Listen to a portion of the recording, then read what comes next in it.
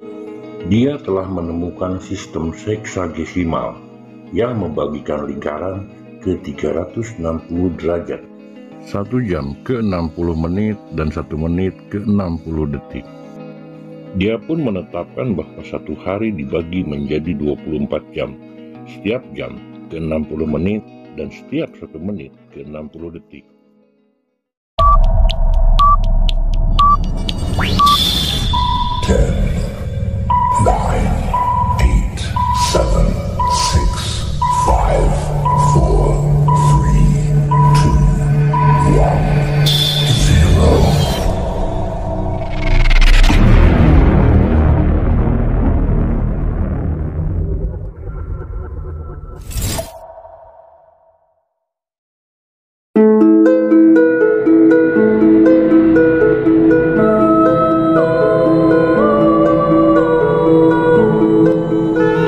Assalamualaikum warahmatullahi wabarakatuh.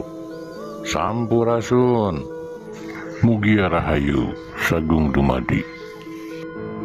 Dari perjalanan-perjalanan yang telah kami lakukan, terutama perjalanan ke tempat-tempat keramat, baik keramat yang sudah merupakan situs atau tempat-tempat yang baru dikeramatkan oleh warga lokal, kita masih banyak menemukan, bahkan bertemu langsung, dan kita sempat mengobrol-ngobrol dengan mereka. Di kita, ternyata masih banyak orang yang percaya bahwa dengan meminta kepada kuburan akan menyelesaikan masalah, dari mulai hutang, masalah pekerjaan, jodoh, dan lain sebagainya. Bahkan kami sempat menemukan orang yang sudah berbulan-bulan tinggal di kuburan, di mana dia setiap malam melakukan wirid dengan sebuah harapan mendapatkan imbalan, yaitu bisa memperbanyak rezeki, bisa menaikkan status sosial dia, dan lain sebagainya. Ini adalah salah satu contoh efek dari doktrin, dogma, dan stigma yang diturunkan kepada kita secara turun-temurun tanpa kita sadari. Sehingga sampai saat ini masih banyak di antara kita yang belum memahami dan belum mampu untuk menyelaraskan naluri, nurani, dan nalar.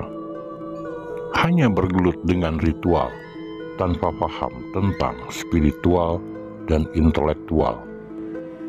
Hanya bergumul di ranah syariah tanpa mau mempelajari dan memahami apa itu hakikat dan makrifat.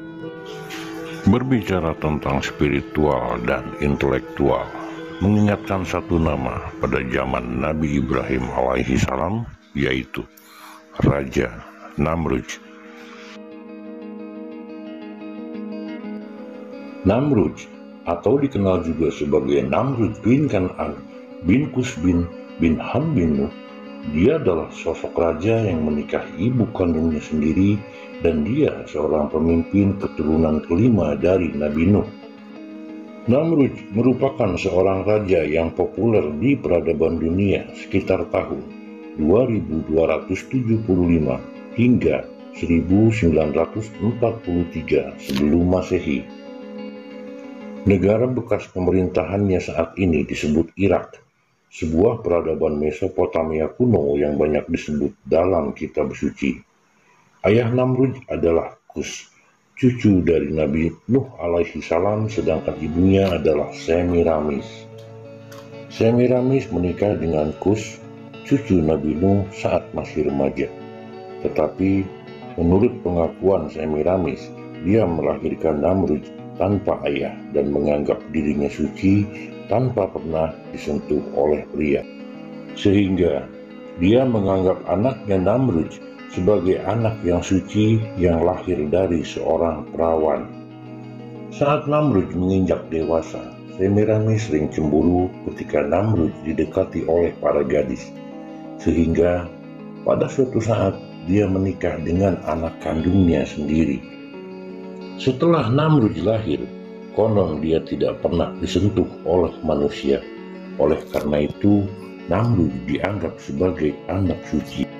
Dari sinilah yang menambah keyakinan Namrud bahwa dia adalah anak Tuhan. Dia telah menemukan sistem seksagesimal yang membagikan lingkaran ke 360 derajat, 1 jam ke 60 menit dan 1 menit ke 60 detik. Dia pun menetapkan bahwa satu hari dibagi menjadi 24 jam, setiap jam ke 60 menit dan setiap 1 menit ke 60 detik. Menurut dia, hari dimulai pada waktu tengah malam, bukan pada waktu matahari terbenam seperti yang dipercaya oleh kaum sebelumnya. Namrud juga sangat ahli dan mahir dalam perhitungan matematika dan konstruksi berbagai bangunan besar seperti jembatan, kuil, istana, dan bendungan. Hasilnya seperti sistem saluran irigasi di lembah Tigris dan Efrat. Namrudlah orang pertama yang menggunakan batu bata dari tanah liat yang sudah dibakar untuk bahan bangunan. Namrud juga terkenal sebagai arsitek menara Babelnya, yaitu bangunan pencakar langit yang pertama di dunia. Sayang sekali, semua kemampuannya disalahgunakan karena dia seorang ateis. Dia mempergunakan kemampuannya untuk menyesatkan rakyatnya, seperti menggunakan ilmu falak untuk menciptakan berbagai sistem ramal nasib seperti horoskop dan palmistry. Tujuannya adalah untuk menunjukkan bahwa manusia tidak perlu Tuhan, karena manusia mampu memprediksi dan mengubah nasibnya sendiri. Selain itu, Namrud membangun banyak bangunan dan berhala yang megah dan indah, agar manusia kagum dengan kehebatan ciptaannya. Menara Babel adalah gerbang sempurna yang merupakan kuil di mana para pendeta memuji Namrud. Tujuan Namrud membuat menara Babel tersebut adalah untuk menaikkan sebuah bangunan yang mampu mencapai kayangan. Menurut buku sejarah Rasul dan para raja pada abad ke-9 oleh ahli sejarah Islam yang terkenal yaitu Al-Tabari, menara tersebut telah dihancurkan oleh Allah Subhanahu wa Ta'ala. Awalnya, para pendahulunya menggunakan satu bahasa yaitu bahasa Suryani, tetapi kemudian dipecah menjadi 72 bahasa yang berbeda sehingga mereka tidak dapat berkomunikasi satu sama lain dan tidak dapat melanjutkan pembangunan menara tersebut. Namrud sangat menyukai dan mahir dalam ilmu sihir, dan dia menggunakan ilmu tersebut untuk mempengaruhi pikiran pada rakyatnya. Namrud mempelajari ilmu tersebut dari 2 malaikat, yaitu Harut dan Marut, yang pernah disebut di dalam Al-Quran. Namrud juga telah memulai era baru, di mana manusia memandang rendah kepada Tuhan. Rakyatnya tidak dianjurkan untuk melakukan kebaikan demi Tuhan, karena baginya Tuhan yang gaib adalah lemah. Oleh karena itu, orang-orang di bawah pemerintahannya bisa mengikuti nafsu manusia seperti berpesta, seks bebas, arak, dan segala kemungkaran lainnya. Oleh karena itu, Namrud diberi gelar Bakus atau Dewa Anggur. Karena dia mabuk dengan keduniaannya, dia juga mengaku bahwa dirinya adalah Tuhan. Karena sebagai seorang manusia, dia merasa lebih tahu tentang kelemahan manusia lain dibandingkan dengan Tuhan yang jauh terpisah dari makhluknya sendiri. Sampai saat ini, hasil karyanya adalah membangun menara dan kota Babel, Erek, Akkad, Assyud, dan Ministri. Peninggalannya bisa ditemukan di Mosul atau Baghdad saat ini, dan Gunung Namrud yang tidak jauh dari kota Agiaman. Peradaban mulai mengagungkan namanya menjadi Osiris, Isis, dan Horus. Agama Babilonia adalah agama yang dianjurkan oleh Namrud dan Semiramis, terdiri dari 3 elemen yaitu api, ular, dan matahari. Para pengikutnya sebagian besar menyembah matahari dengan harapan menurut mereka mendapatkan cahaya yang berujung pada kesejahteraan.